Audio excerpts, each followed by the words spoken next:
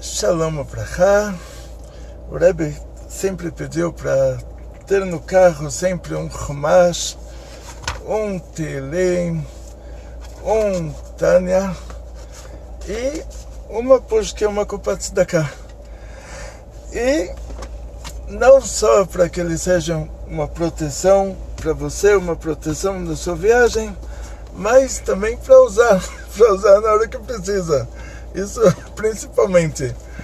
Então, nós começamos agora o quarto livro do Chumash, o 4 de 5, e esse Chumash vai ser chamado de Bamidbar, porque ele começa nos contando que Hashem falou com Moshe no deserto do Sinai.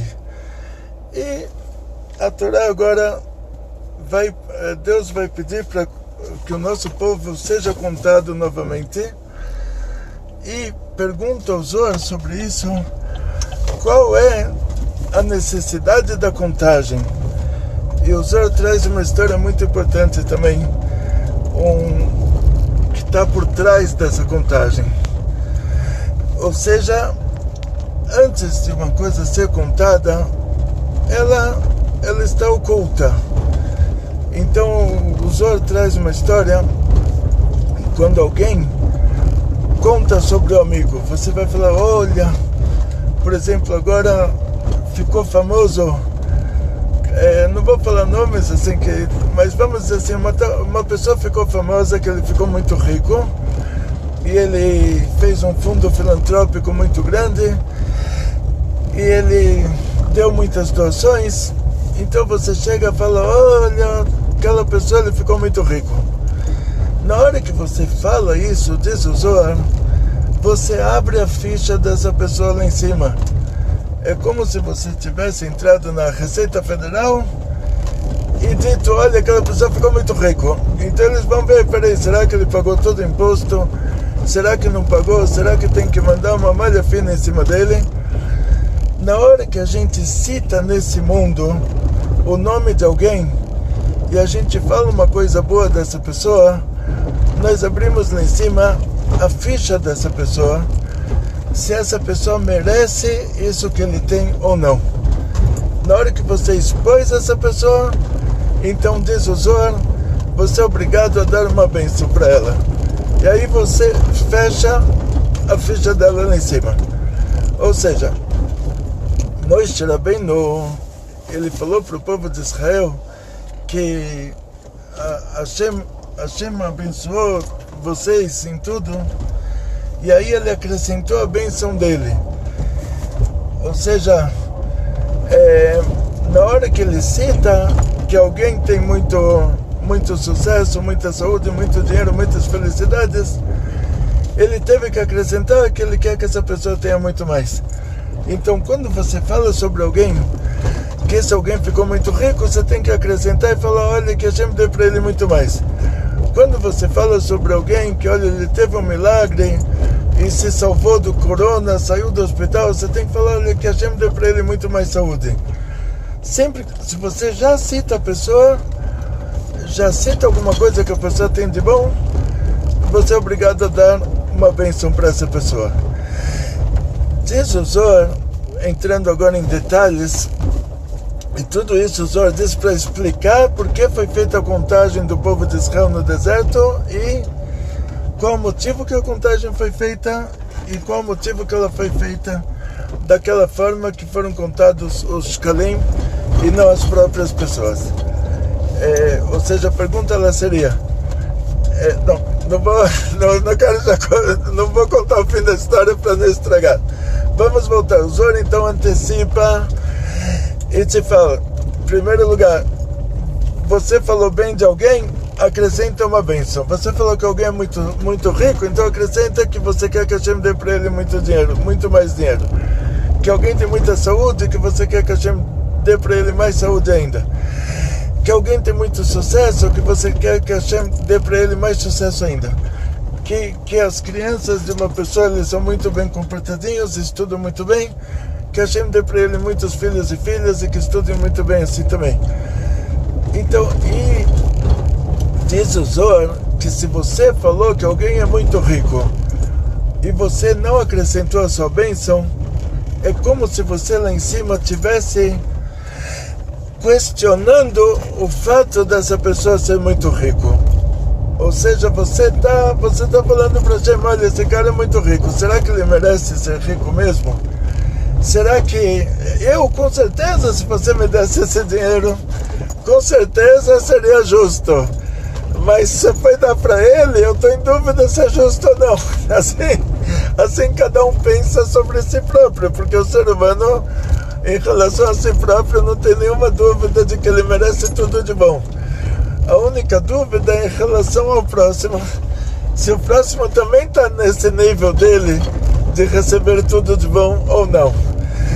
Então, diz o Zohar, quando você falou sobre alguém que ele é muito rico, então você está dizendo lá em cima, Hashem verifica, faz uma malha fina em cima dele, para ver se ele merece isso ou não.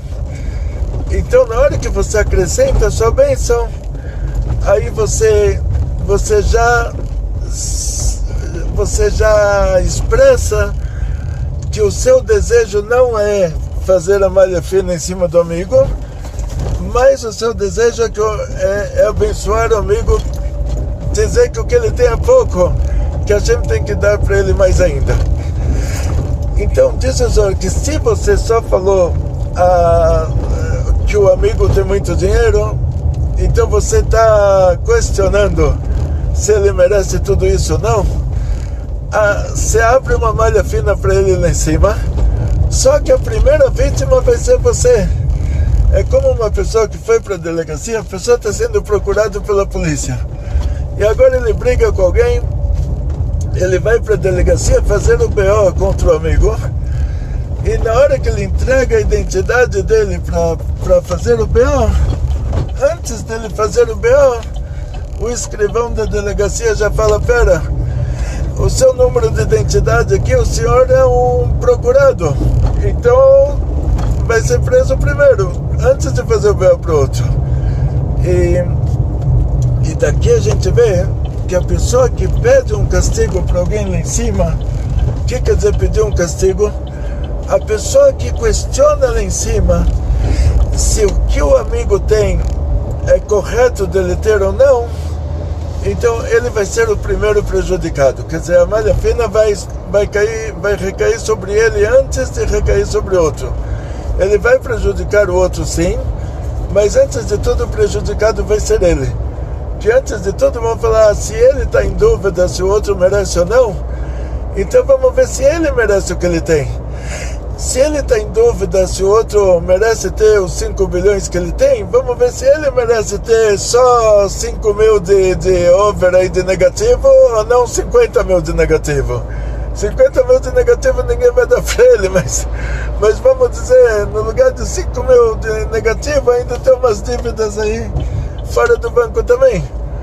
Então, o importantíssimo nós desenvolvermos o hábito de sempre que a gente citar alguém, a coisa boa que essa pessoa tem, junto com isso acrescentar uma brachá. Na hora que você acrescenta uma brachá, você fala, olha, o cara tem 5 bilhões e que Hashem dê para ele muito mais, aí você não está questionando que ele tem uns 5 bilhões, você está falando para Hashem, olha, é pouco que ele tem que dar mais. Então, aí de estar questionando sobre o que ele tem, aí é o contrário, você está abençoando ele para que ele tenha mais. Agora, quando você faz isso, sendo que você está querendo que o seu amigo ganhe mais, então você vai ser o primeiro beneficiado. Você está falando para Hashem, olha, a pessoa lá tem 5 bilhões, ele tem pouco, você tem que dar mais para ele. Então vão abrir a sua ficha lá em cima e falar, você também tem pouco, você só tem 5 mil de dívidas, então vai diminuir para 0 de dívidas. Então vão aumentar o dele também, então ele vai ser o primeiro beneficiado aqui.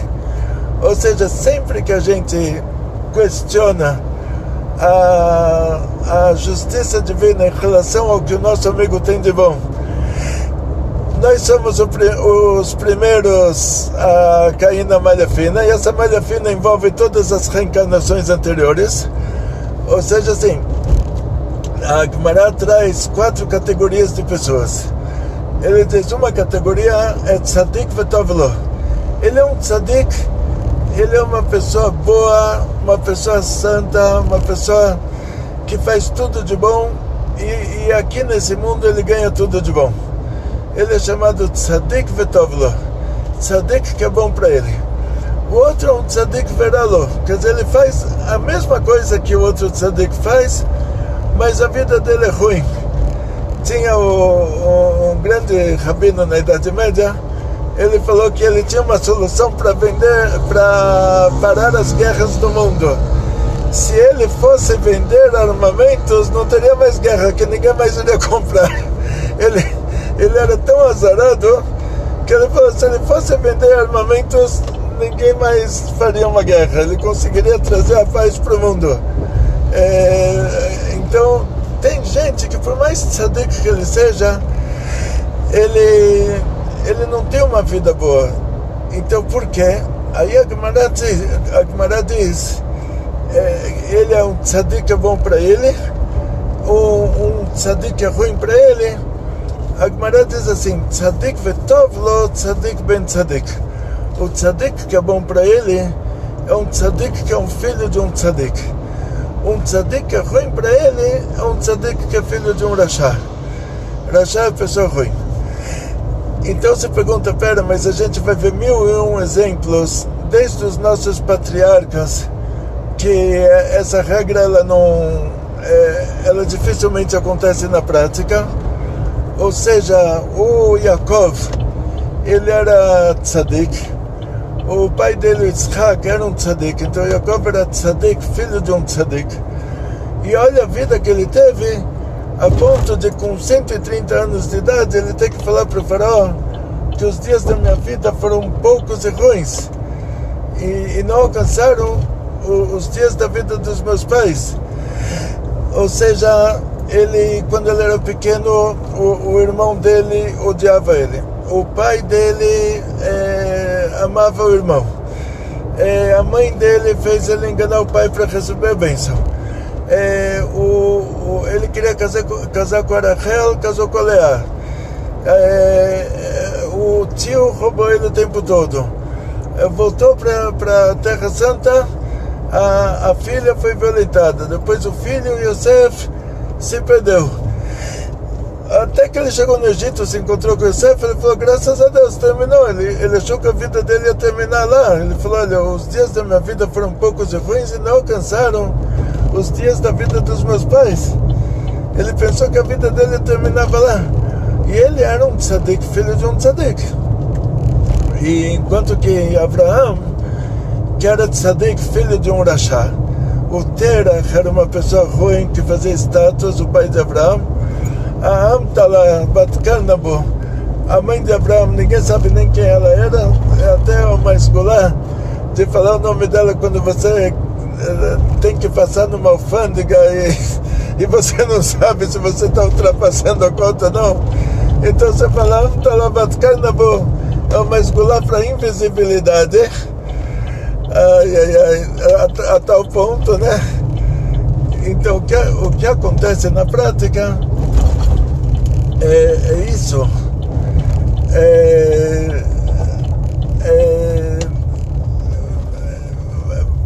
Para explicar bem explicado como funciona o negócio, diz o Zohar que a intenção de tzadik vetov lo, tzadik veralo, quer dizer, tzadik, filho de um tzadik, não é que o pai dele também era um tzadik, mas ele biologicamente não importa quem era o pai. A intenção é que essa alma que passa pelo mundo uma vez, depois ela volta novamente, e quando ela volta novamente, é só a parte que ainda não fez o que precisava fazer. Aquele aspecto da alma que já fez o que precisava fazer, já foi para o céu. Agora vai se reencarnar somente o aspecto da alma que ainda não tinha feito o que precisava fazer. Então, quer dizer, não é a própria alma em todos os seus aspectos que se reencarna, é só um aspecto da alma que se reencarna. por causa disso, ele vai ser chamado de Tzadik Ben Tzadik. Quer dizer, ele foi um Tzadik na reencarnação anterior, e agora ele se reencarna novamente, e ele se torna um Tzadik novamente. Sendo que na reencarnação anterior ele só fez tudo de bom, então nessa que ele se reencarna novamente, ele vai ter uma vida boa, ele vai nascer numa família boa, com condições financeiras boas, vai ter uma vida que é tudo de bom. Então na prática, se ele era na reencarnação anterior, ele era uma pessoa ruim, fez tudo de ruim, só que alguma coisa boa ele fez, então o aspecto da alma dele que fez aquela coisa boa já subiu para o paraíso, e o que se reencarna, quer dizer, agora o filho daquela alma, quer dizer que é ele próprio voltando como filho de si próprio, e ele vai ter uma vida ruim para pagar o que ele próprio fez na reencarnação anterior de coisas ruins. Então nessa reencarnação, duas pessoas estão se comportando igual. Um é sortudo, o outro é azarado. Por quê? Isso depende da reencarnação anterior deles. Então, voltando para o nosso assunto. Sendo assim, na hora que abrem a sua ficha lá em cima, você vê que uma pessoa tem 5 bilhões. E você fala, olha, o fulano tem 5 bilhões. Ah, tá bom, então vamos abrir a sua ficha para ver se os 5 mil de dívidas que você tem, se é o suficiente, ou se você tem que ter mais ou menos dívidas. E aí vão descobrir que na reencarnação anterior você era um grande bandido, e vão falar, olha, ele só está com 5 mil de dívidas, tem que ter 50 mil de dívidas. Ah, mas como o banco não vai dar para ele mais do que 5 mil de dívidas, então se dá um jeito dele se complicar com outros assuntos e ficar devendo de outra forma. E tudo isso quem despertou lá em cima foi ele próprio, que ele desperta, isso que ele fica com inveja do outro, que ele cogita o direito do outro de ser rico sem dar motivo. Então ele vai despertar o direito dele de ser pobre sem dar motivo, ou seja, que nessa reencarnação ele não deu motivo, mas na anterior ele deu. E da mesma maneira que o outro nessa reencarnação não deu motivo para ficar rico, mas na anterior ele deu. Então esse é o assunto. Por isso a gente nunca deve, mas nunca mesmo, falar mal de alguém. Falar mal quer dizer assim, falar, pô, esse cara é rico, ele não merece. Vamos dizer assim, nem dizer que ele não merece, simplesmente falar que ele está rico de uma maneira que dá para entender que eu não estou feliz com isso. Quer dizer, que eu acho que eu deveria ser mais rico do que ele. Mas na hora que você fala, não, ele está pobre, olha, Hashem, ele só tem 5 milhões, que Hashem deu para ele muito mais. Então você está dizendo que ele não tem o suficiente. Aí você é o primeiro beneficiado, porque aí a sua ficha é aberta em primeiro lugar.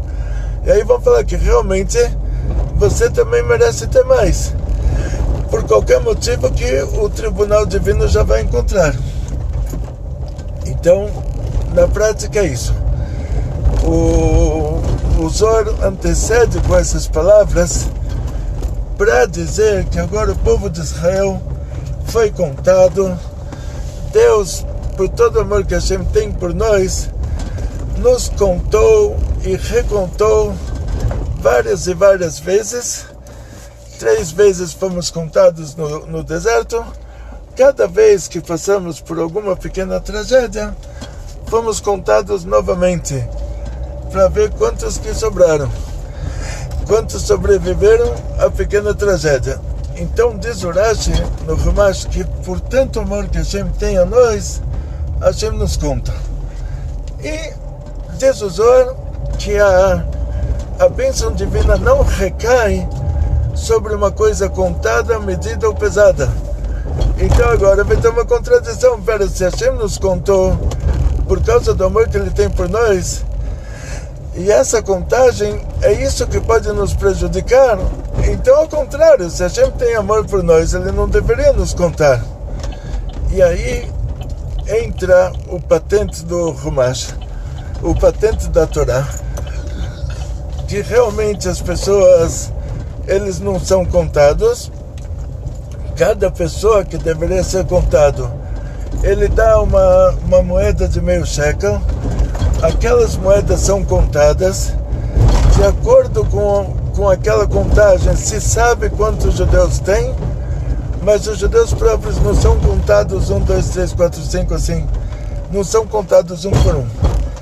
Então pergunta, então por que precisa disso? Se a contagem não é uma coisa boa, por que precisa disso?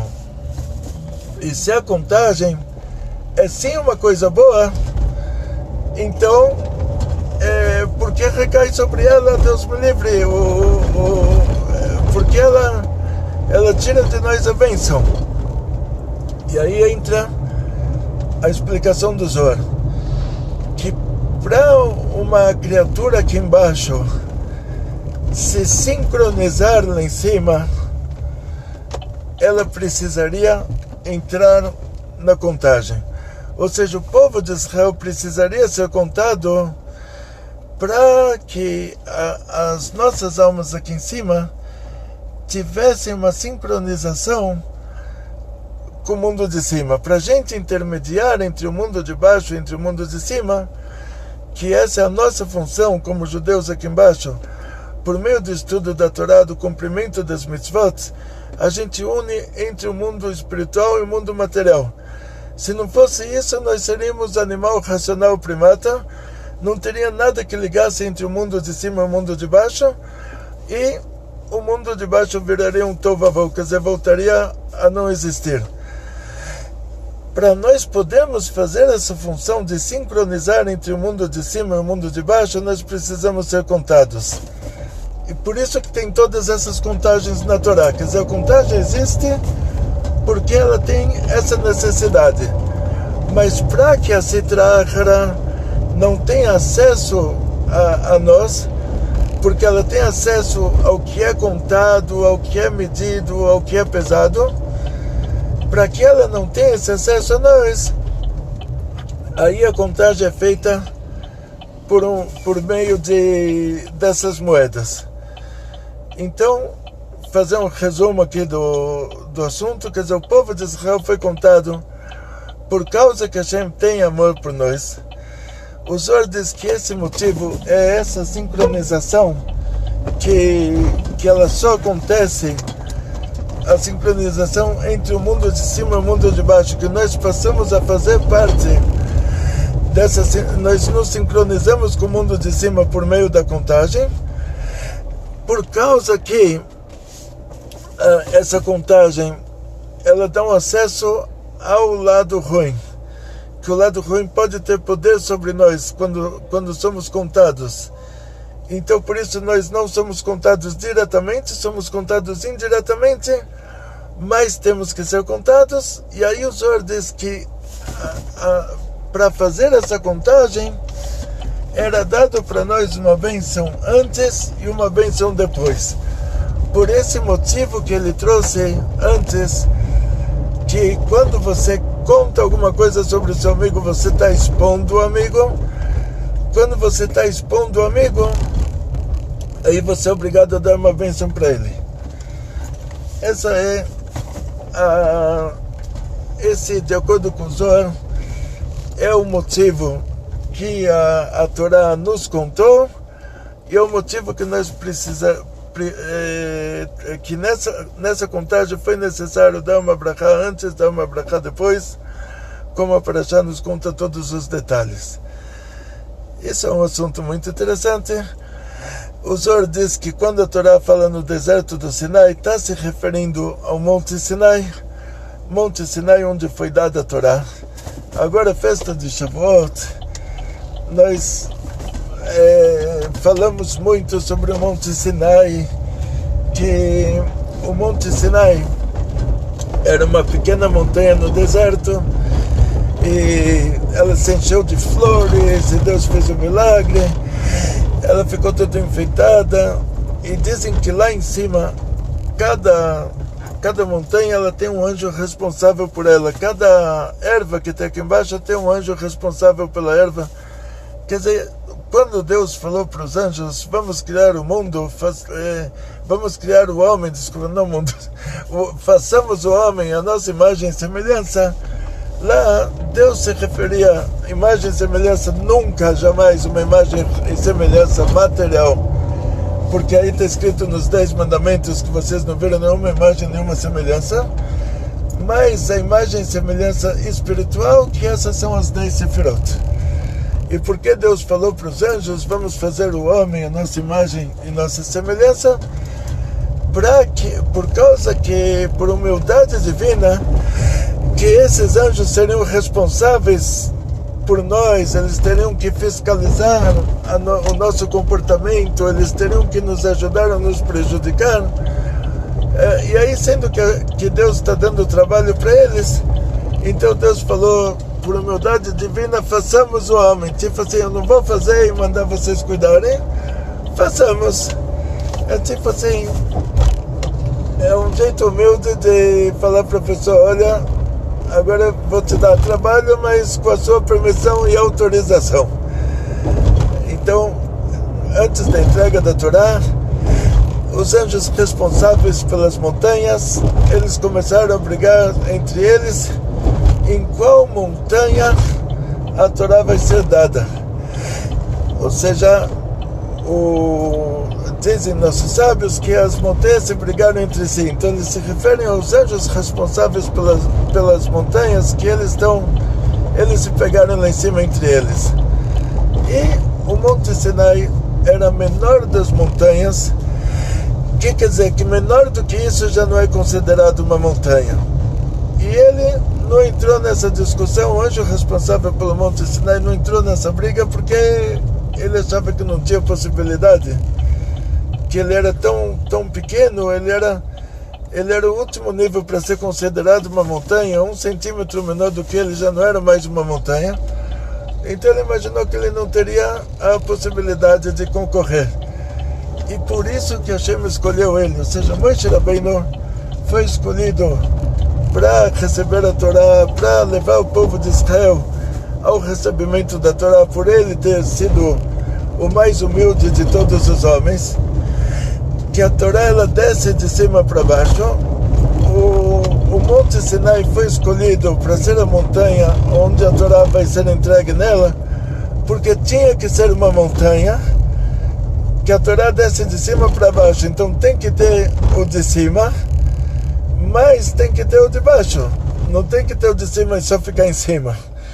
Então o Monte Sinai foi escolhido por ser a montanha mais humilde, Moshe Rabbeinu foi escolhido por ser o homem mais humilde, e a Torá foi entregue no Monte Sinai. Tinham lá todas as revelações possíveis, imagináveis. O que a pessoa mais simples viu no Monte Sinai, nem o profeta Hezkel viu na maior profecia dele, que era a Merkavá. E depois disso o povo de Israel saiu de lá e nunca mais se ouviu falar do Monte Sinai. Uma vez ou outra essa montanha é citada. E o que acontece é que quando foi fundado o Estado de Israel, e posteriormente, depois da Guerra dos 6 Dias, o governo de Israel conquistou o Sinai, e lá no Sinai tem um convento, o convento da Dona Catarina, que aqueles padres e freiras, eu acho que é freiras que tem lá, não sei, graças a Deus não estava lá, mas era no século III que aquele monte, acho que chama Jebel Al-Musa, aqueles padres que tinham fugido para aquela região, eles falaram que lá era o lugar onde Deus deu a Torá, lá era o Monte Sinai. É o Monte Sinai do Antigo Testamento. Tipo, eles eram cristãos e eles decidiram que aquele lugar é o Monte Sinai. E por causa disso, o governo de Israel, depois que conquistou o Sinai, fez um pacote turístico lá, o Ministério do Turismo, colocaram aquele lugar na história de Israel como Monte Sinai. Por quê? Porque os padres falaram que lá era Monte Sinai, porque eles fugiram para aquele lugar eles acharam muito bonito, chamaram aquilo de Monte Sinai e falaram que lá Deus deu a Torá. Os arqueólogos foram lá, não encontraram absolutamente nada que justificasse isso, não encontraram nenhum objeto que justificasse que alguém teve lá, mas ficou... Os padres estão falando que lá é Monte Sinai, a igreja está falando que lá, então por que não, né? Quer dizer, se dá para ganhar dinheiro com o turismo dos cristãos que vêm visitar Israel, eles vão ver também o Monte Sinai. Então fala que é Monte Sinai. Então entrou lá nos livros na história de Israel, lá do Estado de Israel, aquele lugar entrou como Monte Sinai. Arqueólogos judeus verificaram outros lugares, tem um Monte Carcome, tem um Jebel Aher, quer dizer, verificaram várias montanhas que as várias montanhas elas teriam características de ser o Monte Sinai da Torá. Inclusive uma dessas montanhas fica na Arábia Saudita, que aí justificaria que Midian seria na Arábia Saudita. A Arábia Saudita assim do lado da Península do Sinai. E então o deserto do Sinai não necessariamente seria somente a Península do Sinai, o que o governo de Israel pegou na Guerra dos 6 Dias e depois teve a infelicidade de devolver, quer dizer, depois fizeram o grave erro de devolver. E então o deserto do Sinai da Torá não necessariamente é esse deserto do Sinai geográfico. Quer dizer, poderia ser uma parte da Arábia Saudita próxima à Península do Sinai. Então, de acordo com aquela opinião, tem uma montanha chamada Jebel Lous, uma coisa assim, que é o Monte das Amêndoas, que tem quem diz que lá é o Monte Sinai. Também, a pessoa que descobriu aquele lugar também era meio arqueólogo, assim, arqueólogo, como se fala, simpatizante, não sei como se fala isso, Hovev, assim, alguém que gostava de arqueologia, não sei se tinha diploma de arqueólogo, se tinha um bacharelado, alguma coisa assim, mas ele foi lá, ele decidiu que lá era o Monte Sinai. Então tem 6, 7 montanhas que tem alguém que diz que lá é o Monte Sinai. E a conclusão é assim: qualquer montanha no deserto do Sinai ou no lado ocidental da Arábia Saudita pode ser o Monte Sinai. Essa é a conclusão. Qualquer montanha, em qualquer lugar do deserto do Sinai ou qualquer lugar do oeste da Arábia Saudita pode ser o Monte Sinai. Você quer escolher uma montanha e dar sua opinião que é aquela montanha? Direito seu, porque não tem nada que justifique que é e nada que justifique que não é. Então, sendo assim,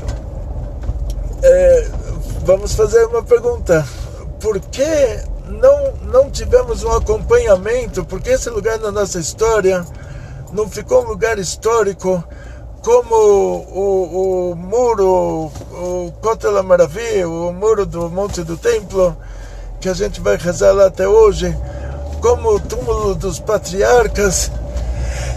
Então, dizem nossos sábios que todos esses lugares no deserto do Sinai, o túmulo de Moshe Rabbeinu, o túmulo de Aaron HaKohen, o Monte Sinai, não se sabe onde é, para que as pessoas não fizessem daquilo uma idolatria. E como vimos aí no caso desse Monte Sinai que foi escolhido pelos padres para ser o Monte Sinai, que eles fizeram lá o convento da Dona Catarina, fizeram lá a idolatria deles. Então a gente imaginaria uma coisa lógica os nossos sábios dizerem isso, que Deus ocultou do mundo o Monte Sinai, o túmulo de Moshe Rabbeinu, o túmulo de Aaron HaKohen, porque obviamente fariam lá uma idolatria. Se já fizeram até no lugar que não é o lugar certo, já fizeram, quanto mais se encontrassem o lugar certo. Então Deus não ocultaria isso se tivesse alguma necessidade para nós.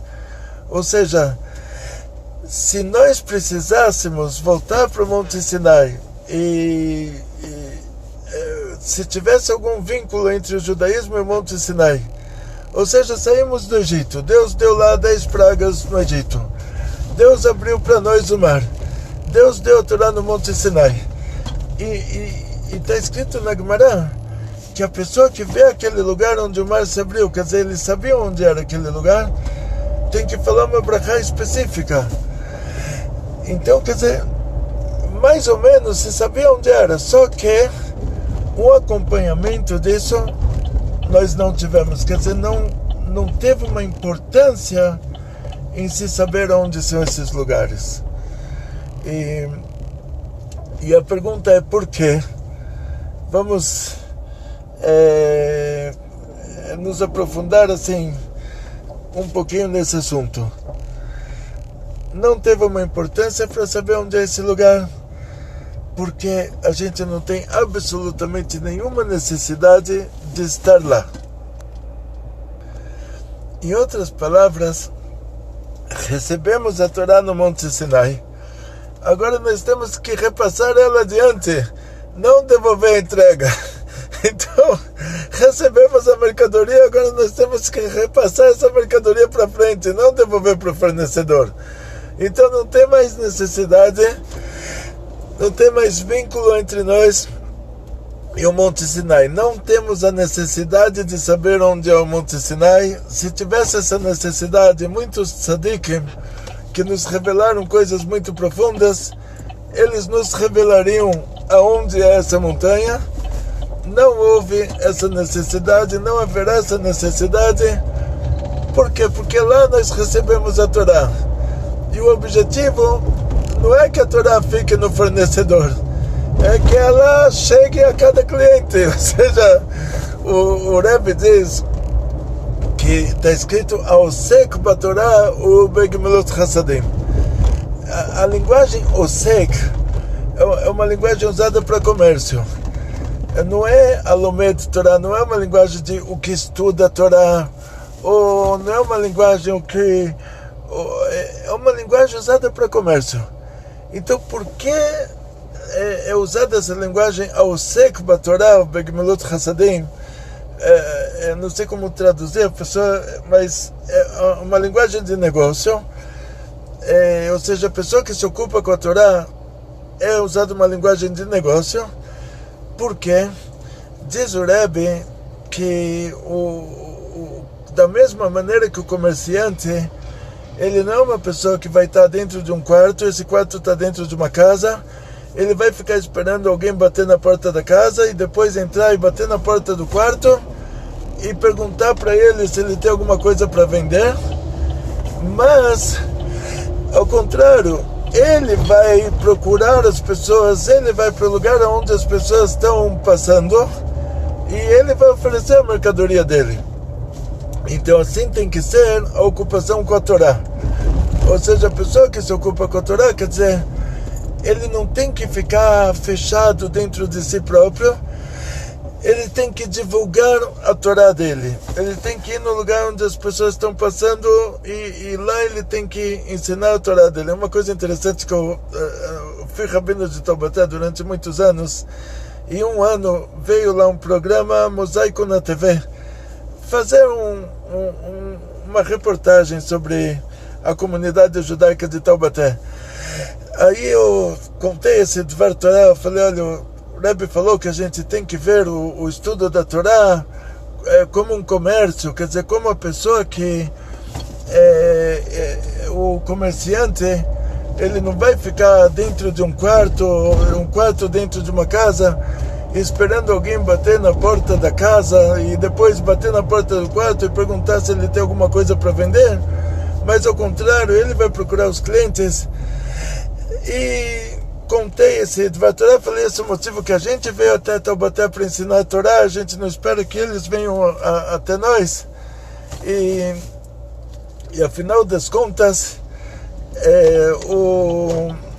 a pessoa, ele era uma pessoa muito legal que fez a reportagem, e ele repassou para alguém fazer a edição, e eu não sei se essa pessoa que fez a edição, ele estava ouvindo o que eu estava falando ou não, mas ele pegou a parte que eu estou falando. O Rebbe de Lubavitch falou que a Torá é um comércio. que a Torá não tem que ser vista tem que ser vista como comércio. Ele colocou isso lá, pegou essa parte, recortou, colocou como se Deus me livre. Quer dizer, a pessoa que está vendo esse vídeo ainda está no YouTube, dá para ver. Só você digitar Rabino Kloiber Taubaté, você vai ver lá. Eu estou falando, o Rebbe de Lubavitch falou que a Torá é um comércio, a gente tem que ver a Torá como um comércio, mas ele não colocou a história inteira, então parece que é isso mesmo, Deus me livre. Então daqui a gente vê como tem que tomar cuidado quando alguém vem te entrevistar, porque essa pessoa que te entrevista não é o mesmo que faz a edição. O que faz a edição não sabe do que se trata, então ele acha que você vai ficar feliz dele colocar assim, porque ele acha que você quer ganhar muito dinheiro com isso. Vai saber tudo que estava por trás lá da cabeça deles. Então, mas o negócio é esse, quer dizer, a Torá, ela tem que ser como um comércio. Você recebe a mercadoria do fornecedor, descarregou, agora você tem que repassar essa mercadoria para frente, você não tem que ficar no fornecedor. Deus te entregou a Torá no Monte Sinai. Deus te entregou a Torá, você tem que repassar a Torá para frente, você não tem que ficar no Monte Sinai com ela. Esse que é o assunto aqui. Ou seja, a gente não tem necessidade de ficar ligado ao Monte Sinai. A nossa necessidade é levar essa Torá para cada país, para cada lugar, por mais distante que ele esteja. Quer dizer, o lugar de entrega foi o Monte Sinai. De lá a gente pegou a Torá, a gente já levou ela para a terra de Israel, a gente transformou a terra de Canaã numa terra santa, e de lá a gente levou ela para a Babilônia, de lá a gente levou ela para o mundo inteiro. Hoje a Torá está sendo ensinada em todas as 70 línguas dos 70 povos, com todas as centenas de ramificações. E a ocupação com a Torá é vista dessa maneira. Da mesma forma que você foi pro supermercado, você comprou uma mercadoria, você não vai ficar no supermercado com a mercadoria, você vai levar ela para sua casa, você vai levar ela para a casa da sua sogra, você vai levar ela para outros lugares. Então, dessa mesma maneira, assim tem que ser a Torá. Quer dizer, Deus não quer devolução. Deus não quer. A Torá nos foi dada sem direito à devolução. Quer dizer, a gente não tem mais nada a ver com o Monte Sinai. A Torá já foi entregue, não tem como devolver ela de volta. Outro detalhe importante sobre o assunto do deserto, agora que está... por que é tão importante para Deus falar... falou com Moshe no deserto, a Torá foi entregue no deserto, para se alguém falar, olha, a Torá tem algum direito autoral, alguma pessoa não vai poder ter acesso à Torá, porque a Torá pertence a um e não pertence ao outro, aí já está a resposta. A Torá foi entregue no deserto, o deserto não é de ninguém. Quer dizer, qualquer um que queira se ocupar com a Torá, qualquer um que queira estudar a Torá, ensinar a Torá foi dada no deserto. A Torá não tem direitos autorais. E esse é um dos motivos. Outro motivo, como o deserto é um lugar humilde, o deserto não é um lugar exibido, um lugar metido. O Monte Sinai é a menor de todas as montanhas. Então, tudo isso é um pacote que, para você estudar a Torá, para que a Torá ela possa existir dentro de você, aí você tem que ser uma pessoa muito humilde. Atzlacha, Briut, Panasá, Bechefa, muito sucesso, muita saúde, muito dinheiro, muitas felicidades, tudo de bom. Como está, senhor? Tudo certo? Oba, tudo ótimo, graças a Deus. O supermercado está aberto? Tá, Rabino. Então, vou lá. Gente, tudo de bom.